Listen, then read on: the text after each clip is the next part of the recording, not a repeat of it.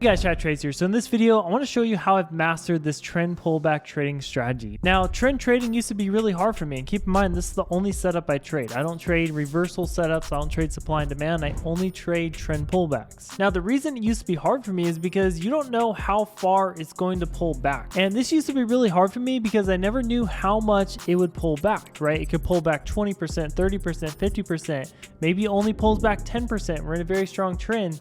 Should you get in or should you wait for a deeper pullback? So when it comes to just saying, oh, I'm going to wait for a pullback, right? You have to have very clear definitions of how much you want it to pull back, what you're actually looking for before you enter the position, and keep on riding that trend to the new highs. So in this video, what I want to do is show you exactly how I think of it, my exact criteria I'm looking for, and also show you a secret indicator that helps out with this a lot. So I'm telling you guys, just watch this video all the way through. You're going to be able to back test what I'm saying and see how well it works for yourself. All right, guys, so the easiest way to think about this, the way it got explained to me, is you have to think of buyers as buyers, right? Obviously. And you have to think of sellers as the store owner who are trying to sell their product. Okay, so think of the market as a real business. Now, this is on NASDAQ, but this really works on anything because it really just comes down to, market participants and reading the price action. Okay, and the way you want to think about this is, as you can see, market open right here, 7:30 my time, and buyers were very aggressive. As you can see, we had an intense move up and a light pullback. Okay, so that's one way to think of it. You want to look for intense moves up and light pullbacks. Now, why does this work, right? Why do you want to see an intense move up and a light pullback for us to keep going up, for us to get another wave of buyers, right? The way you want to think about this is when we get a bunch of buyers, we get that intense move up, and what happens is we start to slow down, okay? So we start to run out of buyers. Now, the store owners or the sellers kind of look at this and like, okay, we're running out of buyers. Let's run a sale. Let's run a discount on the product. As you know, that's how a lot of businesses drive more sales once their prices start slowing down, right? It all comes down to supply and demand. So what happens is they start running out of buyers right here. Keep in mind, these are Heikin-Ashi candles. They start running out of some buyers here, right? These are the highs. We start to go down a little bit and they're like, okay, let's give a discount. Let's sell, right? Because they have to sell in order for price to go down. They give a discount and they see, okay, are buyers buying this up at this price? Do they find this discount valuable, right? Are they willing to pay for this discount? And as you can see, this is why, you don't want to just enter on any pull to confirm with you that yes, they do find this discount valuable and they want to keep buying. So what happens? We pull back, we get that light pullback. As you can see, this is a very light pullback compared to this intense move up. Immediately after, buyers start stepping back in, which tells the store owners that, okay, buyers found that discount valuable. Let's keep the price here. We're not going to sell anymore because the demand is there. If we can get more for our product, a higher price for our product, why would we lower the price when the demand is there? Right? Like, think about what happened during COVID. During COVID, there's all kinds of demand into buying cars, right? As you know, like a lot of cars doubled in value, for example. And this is simply because there was a ton of demand. Right? They had no reason to drop their price because they were selling out of cars. The car dealerships were sold out. So why would they lower their price if all kinds of buyers are coming in? Right? And you have to think about the market the same exact way, right? If all kinds of buyers are coming in, why would the sellers, why would the store owner, why would the car ship dealer owners drop the price? It doesn't make sense, right? Because obviously their goal is to make more money. And the higher they can sell that, right? Obviously, the more money the sellers are going to make. And then same thing here, right? We got this intense move up. As you can see, they offered a little bit of a discount and buyers weren't really stepping in. They're kind of just like, it's a decent price, but I would like to get something lower, right? That's what the buyers were thinking. So the demand kind of dropped off here. What the store owners do? Okay, let's give a little bit of discount. Let's do a 10% off sale these next 2 minutes, right? And this is how you have to think of the market depending on what time frame that you actually trade on. All right, flash sale. Let's see if any buyer stepped in. Oh, buyer stepped in right away. Right, this is a pretty big move up. It almost reached the new highs. Then what happened? Buyers ran out of steam just a little bit, right? Demand kind of dropped. And then we gave another discount. It wasn't as big as this discount. It was a tiny discount just to test the demand. So the store owners, the sellers, or the market makers are always throwing little cherries at the buyers to see how intense they're going to actually go for it. Gave another little discount. Boom, buyer stepped in right away. This is our confirmation candle. Let's get in. And boom, we have another intense rally of buyers. As you can see, what happens here, started running out of buyers here, running out of demand. Let's give another flash sale. and then buyers started to step in again.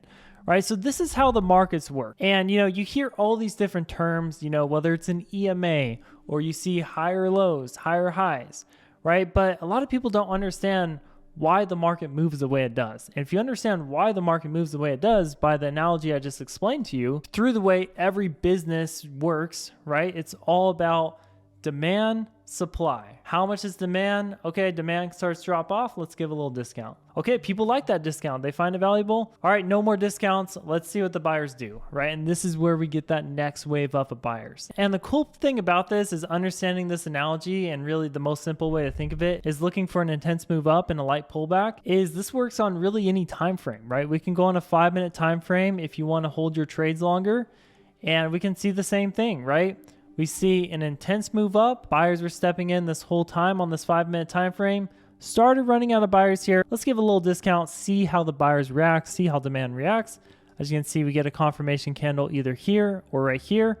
Buyers stepping in. This is where you would get in the trade, and you would continue to ride it to new highs. We can also go to a very small time frame. Maybe you're more of a scalper. You can go to a 30-second time frame, and it's the same concept. Your trades are just going to be a lot shorter. As you can see, when the market first opened at 7:30 my time, this is on NASDAQ, what do? We got lots of buyers coming in. We started running out of buyers, right? Keep in mind each candle is 30 seconds, so this is all happening super fast. Started running out of buyers a little bit. Sellers are like, okay, let's run a little discount, see if anyone steps in. Buyers immediately stepped in. We get confirmation right here. Put our stop right below the last swing low. So you always put your stop below the pullback, and then you run it up to a 2-to-1, 1-to-1 risk reward, whatever your trading system is. Now, I want to go back a few days and go back to a day where it's more choppy, because that's where this gets a little bit harder. But depending on what time frame you're trading on, and this is why I like to use the 2-minute time frame, it's a good medium between not like micro scalping, but also getting enough opportunities where you can take, run-ups during the day where you don't have to hold the trades all day. And even if it's choppy on a day like today where there might not be any opportunities on the 15-minute or 5-minute, there's going to be some opportunities on the 2-minute, right? Even if it's a choppy day, as you can see, we pretty much closed the day flat. But you can see there's still opportunities, right? We got this nice run up, intense move up, start running out of buyers. Let's give a little bit of discount. As you can see, we get our confirmation here. We put our stop below the low, and then you run it up, right? Buyers stepped in, started running out a little bit. Let's give a little discount. As you can see, buyers bought it up. We get another wave up. That's kind of what I mean by you can still get, good opportunities on the 2-minute, even when it's a more choppy day. Now you might be thinking, well, Chad, what about opportunities like this where we got this big sell-off, they gave a little discount, and then, this trade wouldn't have worked very well? Well, again, you want to use a little common sense in this strategy and making sure that you're not taking trades when we're in a key support level, right? Don't go short in a key support level. Even if we get that little flash discount and it looks like sellers want to keep stepping in. Don't go long in a key resistance level. So if you just use little rules like that, that can really help your win rate with this. Also, trading with a bigger time frame trend, right? So for consistently going up on a 1-hour trend, 30-minute trend, even a 4-hour trend, that's going to increase your odds a little bit too. So just applying those rules, this is where you can start to get, 70, 80% win rate with a very simple strategy like this, where you don't have to use a bunch of crazy indicators and think of all these complicated concepts. Just think of a simple analogy. People always ask me, Chad, do you use fair value gaps and ICT concepts and smart money? It's like, guys, just think about it logically. This is how the market works. This is how any business works. Stop overcomplicating it. Now, like I said, there is one more indicator I do like to use. As you can see, this is the bottom of my screen, and this is the indicator called an RMAC. Keep in mind, I made up the name. You can't search it on TradingView, but it combines the RSI and the MACD together.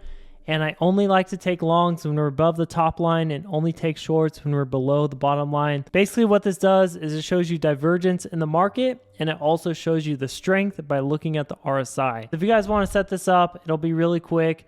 So I'm just going to delete this from my chart real quick. All you have to do is go to indicators, add the RSI, and then also add in the MACD. Then you're going to want to go to the settings of the MACD, and you're going to want to change this to 2, 20, and 20. Then you're going to go to style here. You want to turn off the histogram, and you can make the MACD line orange, for example. You can make the signal line yellow, and then we'll make the zero line white. We're going to turn the opacity up. make this a little thicker, and then I like to do a solid line. And then press OK. Then you're going to head over to the RSI, go over to settings right here. And then here's where you just want to turn everything off. So I'm just going to uncheck everything. I'm going to leave the middle band on. Okay. And then you want to change the middle band to 60. And then I also like to turn this into white. Turn the opacity up, turn the thickness up, and then also use the solid line. Press OK.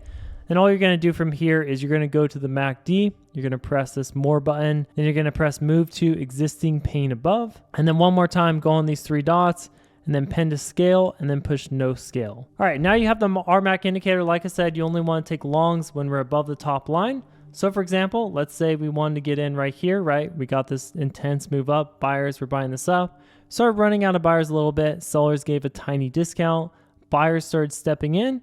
And then we look for a confirmation candle, like a solid green Heikin-Ashi candle with the RMAC pointing up above the top line.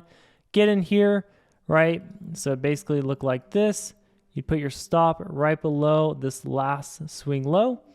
And then you can go for whatever risk reward you want based on the last resistance level. Maybe it's a 2-to-1, maybe it's a 1.5-to-1. So anyways, this is the secret indicator I like to use to really confirm my trades and give me that extra confirmation that the strength of the trend is actually there. So anyways, guys, this is how I've been able to master this trend pullback strategy. Remember to keep in mind where the key levels are, and then also trading with the bigger time frame. It's going to help your win rate a lot as well. So anyways, guys, hope you enjoyed this video. Like I said before, if you guys are sick of trading alone and you want to join a free community of all kinds of like-minded traders who are all trading this trend pullback strategy, I want to invite you to join our Discord community. Like I said, it's completely free. Inside of here, I give my trading plan every single day on exactly what I'm trading. So I mainly trade the S&P 500. I trade gold, I trade oil, NASDAQ, I give my exact levels and the plan I'm using for the day. We also have an awesome trading floor where you can chat with all kinds of other traders in here as well. So anyways, guys, if you want to join that community, we'd love to have you inside. All you have to do is go to the first link in the description below this video, or just head over to this link right here. That being said, hope you guys have a great rest of your day, and I will see you in my next video with another day trading lesson.